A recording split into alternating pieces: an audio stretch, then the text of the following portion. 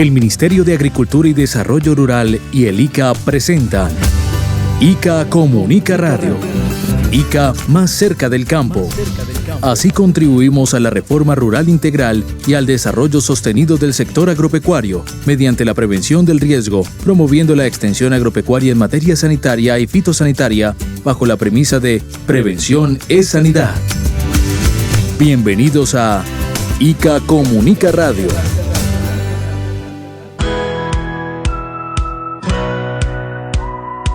Poder labrar la tierra, poder aportarle a la ciudad con nuestros productos, con cada una de nuestras cosas que hacemos a diario. Entonces ser campesino es una bendición. Ser campesino es tener arraigo al campo, actividades netamente agrícolas y pecuarias, de las cuales se pueden sustentar muchas familias y ayudar para que las personas que se quieran especializar en estas áreas puedan salir adelante. Para mí es un orgullo que mis padres sean campesinos, porque además cuando estamos en épocas muy difíciles tenemos sembrados, lo cual nos ayuda a alimentarnos. También es un honor para mí ser campesina porque puedo ayudarles a mis padres. Es la alegría del campo, la tranquilidad, mucho bienestar en el campo. Cuando yo tengo vacaciones puedo ir y conectarme con la naturaleza, y también me puedo conectar con mis animales para jugar con ellos y no divertirme con los celulares. ¡Que viva el campo! ICA, más cerca del campo. Ser campesino o campesina es un orgullo y un tesoro que debemos cuidar y valorar. Ellos y ellas, con sus manos y sudor, desde el primer canto del gallo hasta el cri-cri de los grillos, trabajan por el presente y el futuro del campo colombiano y la seguridad alimentaria del mundo. Instituto Colombiano Agropecuario, ICA. Muy buenos días para todas las personas que nos acompañan con su amable sintonía.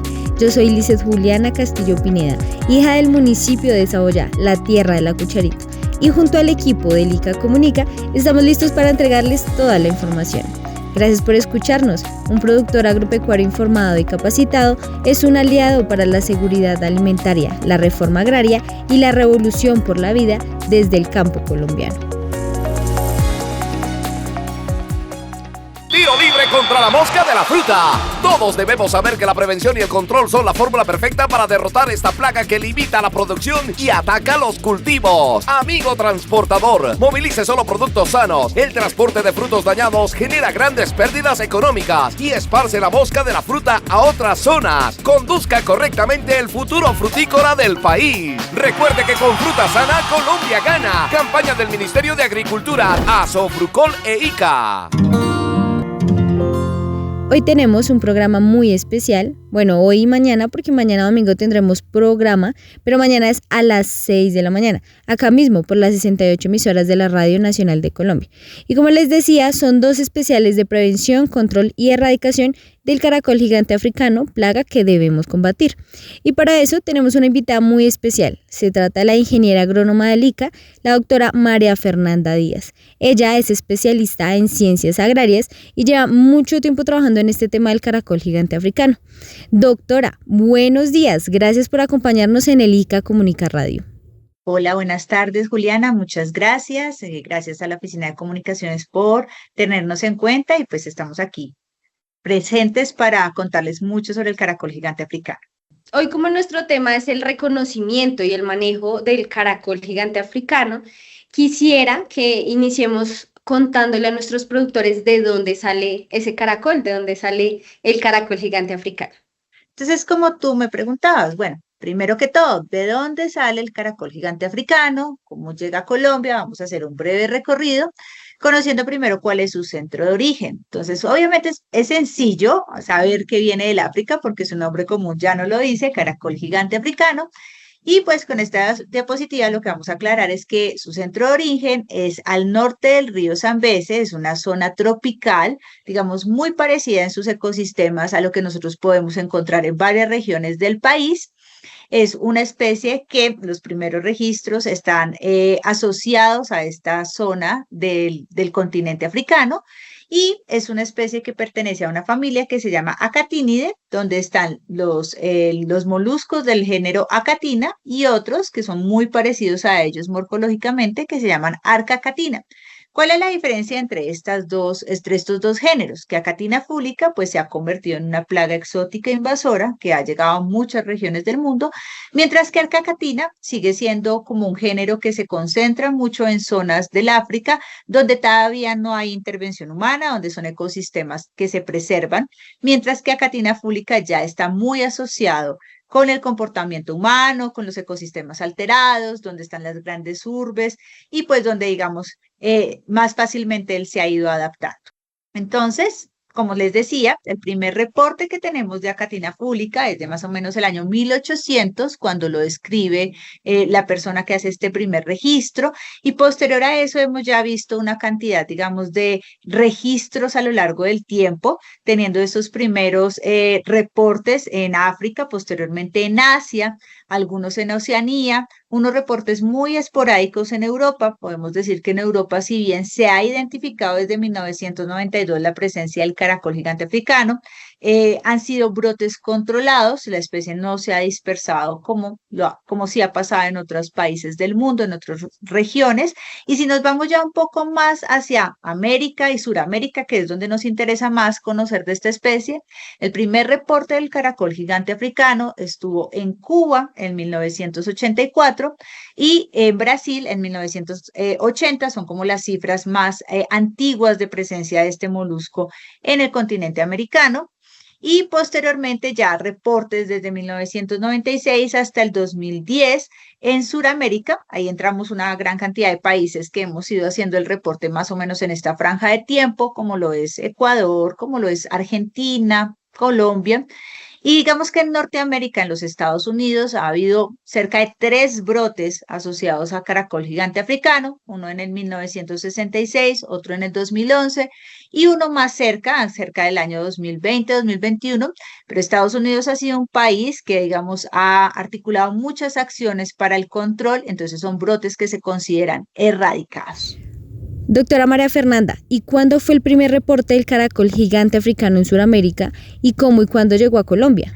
En Sudamérica, como les decía, que es lo que más nos interesa, digamos que el primer país que reporta una afectación por la presencia de este molusco que es invasor es Brasil. Ya hoy en día Brasil tiene la especie ampliamente distribuida y es una situación que ya también está generalizada para otros países del continente, incluso Colombia. Si nos preguntamos cómo llegó a Colombia, pues hay muchas hipótesis, realmente no hay algo tan claro para saber cuál fue su primer reporte, pero el primer reporte oficial lo hace la Universidad Nacional de Colombia, el Instituto de Ciencias Naturales en el año 2010. Se cree que pudo haber sido una introducción años anteriores, pero se identificó por parte de los especialistas en este año. ¿Cuáles son las hipótesis que se manejan de cómo llegó a Colombia? Posiblemente las personas lo trajeron de un país vecino como Brasil, lo pudieron utilizar con diferentes fines. Por ejemplo, es muy común que lo utilicemos como carnaza para la pesca. En algunas comunidades indígenas se consume y esto pudo hacer que fuese más fácil su ingreso y dispersión en el territorio nacional. Después de ese primer reporte en el 2010, solo un año después, ya en el año 2011, teníamos el caracol presente en 26 departamentos de Colombia. ¿Eso qué nos indica? Que fue muy rápida su dispersión y el establecimiento en diferentes áreas que ha ido colonizando, ¿no? Entonces ya ahorita vamos a ver, cuando hablemos de la biología, por qué esto pudo darse tan rápido en nuestro país. Muchísimas gracias, nos quedó muy claro y es importante tener en cuenta este periodo histórico porque nos permite reconocer cómo es que esa plaga llega acá a Colombia. ¿Cómo nosotros como productores podemos identificar en nuestros cultivos que el caracol que está ahí es el caracol gigante africano? Entonces yo quisiera que los que nos están viendo en este momento tomen papel y lápiz, yo acá ya tengo listo también para hacer la tarea y que nos demos cuenta cómo podemos identificar ese caracol. Sí, Juliana, es bastante importante porque nosotros estamos en un país que es mega diverso. Tenemos una de la biodiversidad, digamos, más completa y más, es una riqueza de nuestro país. Y el tema es que si no sabemos reconocer este molusco, es posible que lo confundamos con otros moluscos que son nativos, que prestan unos servicios muy importantes en los ecosistemas y pues vamos a terminar afectando unas poblaciones, digamos, porque lo confundimos con una especie plaga. Entonces, la idea es que nuestros productores y las personas que nos acompañan aprendamos a reconocerlo y a diferenciar. El caracol gigante africano a simple vista es muy fácil de reconocer, pero más adelante vamos a ver que hay algunos moluscos que se parecen bastante, pero hay unos tips para reconocerlo y que nos van a ayudar a no necesariamente tener que tomar una muestra, remitirla a un laboratorio y sí tener bastante claridad de qué se trata de esta especie. Lo primero es que este caracol tiene una concha bastante grande, digamos que hemos tenido acá individuos que hemos recolectado entre 20 centímetros a 30 centímetros de longitud la concha. Sin embargo, esto no es muy común. Digamos que el promedio está entre unos 10 a 12 centímetros de longitud de la concha. Es una concha lustrosa. ¿Qué quiere decir una concha lustrosa? Es una concha que es, digamos, brillante, es lisa, que es terminada en forma de cono y que tiene lo que nosotros llamamos entre 5 a 9 verticilios. ¿Qué son los verticilios para no complicarnos? Son las vueltas. Si ustedes se dan cuenta, la concha está conformada por una serie de vueltas y esos son los verticilios. Entonces, digamos que la concha, como les decía, es una concha en forma de cono. Acá vamos a ver que tiene un ápice terminado en punta. Muchos caracoles, como el caracol de jardín que encontramos fácilmente en las casas, es un caracol completamente redondo, entonces ya vemos una diferencia. Tiene un patrón de coloración que es de este tipo, es decir, color café con unas franjas amarillas o beige, digámoslo así, verticales, pero ese patrón de coloración puede variar mucho. Entonces no podemos fijarnos solo en los colores para decir que es caracol gigante africano. Cuando está en estados inmaduros, cuando es un juvenil, todavía esa concha es muy delgada, es translúcida, se quiebra fácilmente, pero cuando ya tenemos unos adultos bien desarrollados, estos caracoles tienen una concha bastante rígida, es bastante difícil de romper. Permítame un momentico, doctora María Fernanda, que a las mujeres rurales, campesinas y pescadoras, a propósito de la celebración de su día, les compartimos el mensaje de nuestra gerente general, Paula Andrea Cepeda Rodríguez. Escuchemos. Hoy, en este Día de la Mujer Rural, celebramos y reconocemos a las cerca de 6 millones de mujeres rurales en Colombia. Representan la fortaleza de nuestro campo. Su amor, su disciplina y trabajo diario son esenciales para la seguridad alimentaria del país, contribuyendo al hambre cero y a la lucha contra la pobreza extrema. Gracias a su esfuerzo, aseguramos un alto porcentaje de los alimentos que consumimos y exportamos a más de 100 países, consolidando al sector agropecuario colombiano como motor de economía. Es vital que trabajemos juntos para crear un entorno donde sus voces sean escuchadas y tengan acceso a recursos, educación y oportunidades. Celebramos su valor y su contribución innegable a nuestra sociedad. Como instituto, enviamos nuestro abrazo sincero a todas en este día. Sigamos adelante con la fuerza de nuestras mujeres y el compromiso de construir un futuro mejor. ¡Que viva la mujer rural! ¡Que viva! Instituto Colombiano Agropecuario, ICA. Continuamos con la doctora María Fernanda Díaz, ingeniera agrónoma del ICA, y con quien estamos conociendo todo sobre la plaga del caracol gigante africano. Doctora, ¿cómo es el cuerpo del animal y cuántos tentáculos tiene? Digamos que ya conocemos la concha del caracol, ya vimos algunos consejos para reconocerlo. Veamos cómo es el cuerpo del animal. Entonces, este animal tiene una cabeza, un pie y una masa visceral de bastante tamaño, que tiene 4 tentáculos. 2 de ellos, que son mucho más largos que los otros 2, los inferiores, son tentáculos retráctiles. Los más largos poseen los ojos y los más pequeñitos, digamos que cumplen con las funciones olfativas. El color del caracol también es típico, es una coloración marrón o café oscura y hay varias especies de caracoles nativos que tienen un color, una forma muy similar, pero el color es claro. Entonces este patrón de coloración café también del cuerpo, la cabeza y la masa visceral nos permite acercarnos a Catina fúlica.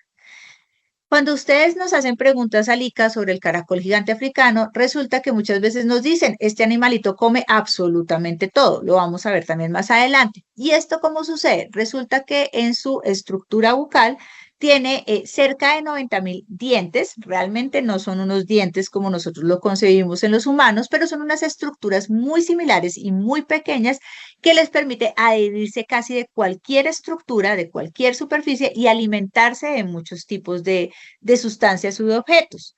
Entonces eso también hace que este caracol pues nos vamos acercando de por qué es una especie exótica invasora tan exitosa.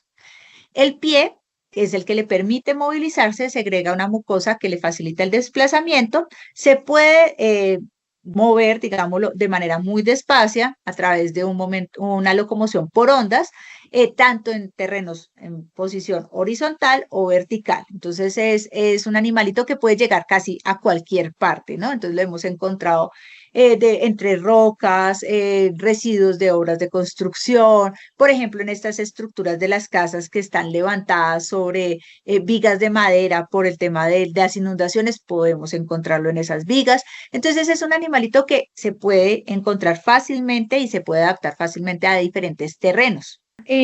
Para aclarar, entonces, recuerden, productores, que lo que tenemos que tener en cuenta para identificar ese caracol gigante africano es la concha. Revisar la concha principalmente con todas las características que nos brindó la ingeniera para que sepamos que no es otro caracol y no lo ataquemos, porque, como dice ella, hacen parte de diferentes ecosistemas y ayudan a que ese ecosistema se mantenga. Entonces, muy pendientes con eso.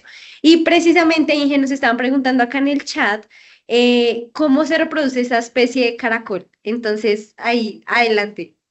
Vamos a conectar entonces un poco ya la biología y la etología. Cuando hablamos de la etología, hablamos del comportamiento del caracol. Y bueno, este caracol es muy exitoso como una especie exótica invasora porque es un organismo hermafrodita. Entonces, ¿qué quiere decir que sea hermafrodita? Y hermafrodita protandroso. Significa que los individuos, cada individuo tiene los dos sexos, presenta los órganos reproductivos tanto masculinos como femeninos, pero antes de que se me adelanten con una pregunta, ellos no se pueden autofecundar, que es una pregunta muy común que nos hacemos. No, necesitan la cópula recíproca para poder fecundar los huevos.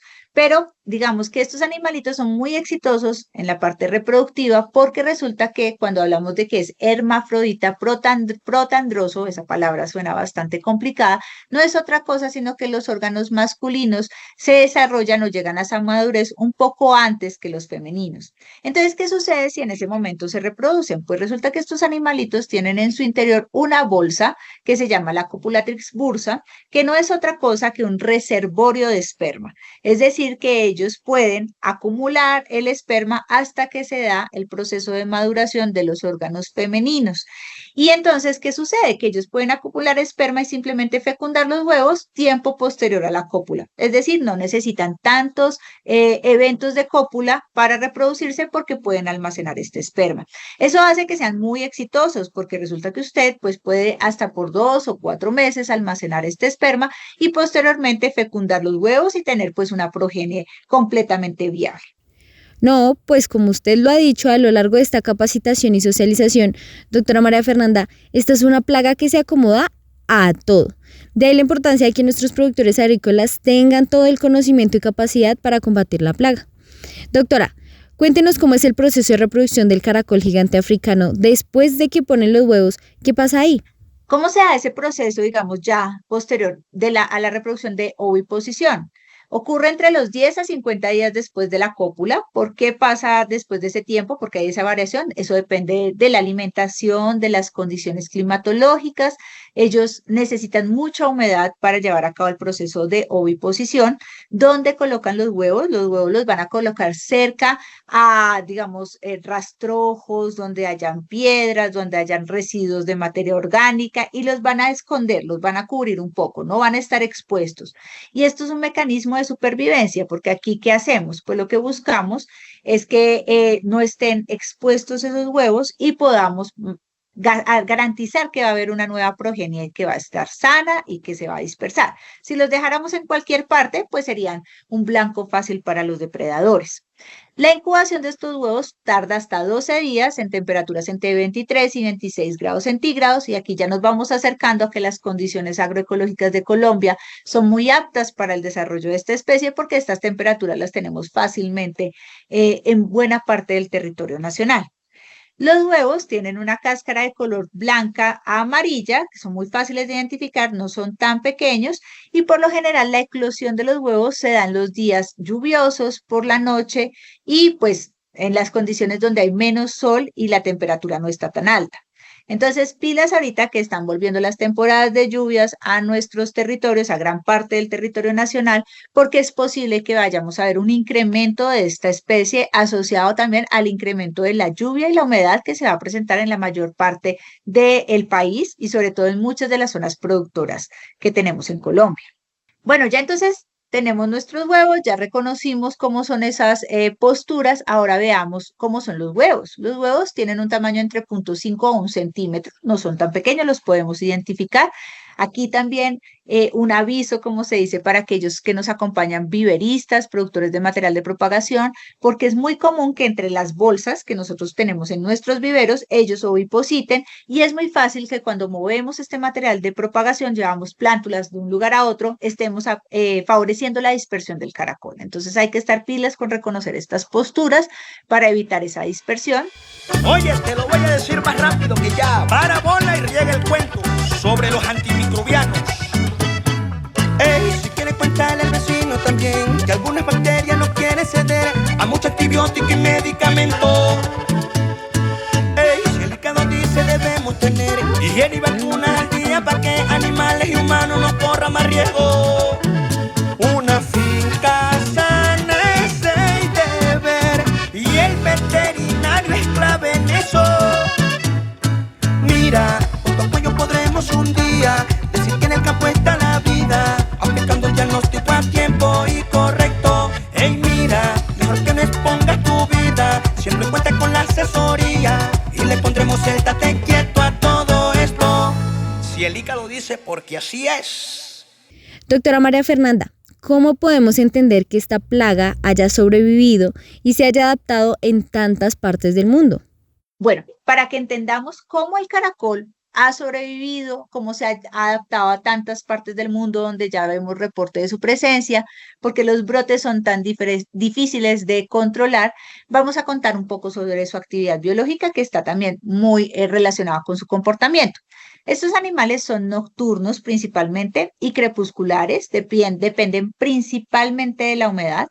No quiere decir que en el día no los veamos, los vamos a ver, pero menos activos. Entonces, ¿cuándo es mejor hacer las actividades de monitoreo y control? En las horas donde cae la tarde y la noche o muy temprano en la mañana. Ya en las horas donde tenemos temperaturas altas, pues es probable que no los veamos, ellos se escondan y se refugian porque la humedad también baja. Estos animalitos tienen 3 formas de vida dependiendo de las condiciones ambientales. Tienen una vida activa, que es muy común verla acá en Colombia en las condiciones del trópico, es decir, que son activos a lo largo del año y todo el tiempo. Son activos en el día, son muy activos en la noche, y digamos que el trópico les permite tener esta forma de vida activa. Pero también hemos visto en Colombia la estivación. ¿Y qué es la estivación? Cuando, por ejemplo, estamos ante fenómenos del Niño, que son fenómenos de sequía y aumento de las temperaturas, cuando sobrepasan una temperatura entre los 25 y los 30 grados centígrados y la humedad relativa del entorno cae, ellos se van a enterrar varios centímetros en el suelo y van a construir una estructura que es como una puertica, eso se llama un epifragma, y es simplemente que ellos van a entrar en un estado como de dormancia y se van a enterrar, no se van a alimentar, no se van a reproducir y van a bajar todo su metabolismo hasta que las condiciones ambientales sean nuevamente apropiadas y puedan volver a salir, a comer, a reproducirse, a explorar los entornos. Esto mismo pasa cuando las temperaturas son muy frías, pero ahí ya hablamos de la hibernación, pero es exactamente lo mismo. Se van a enterrar hasta que la temperatura aumenta y también la humedad relativa.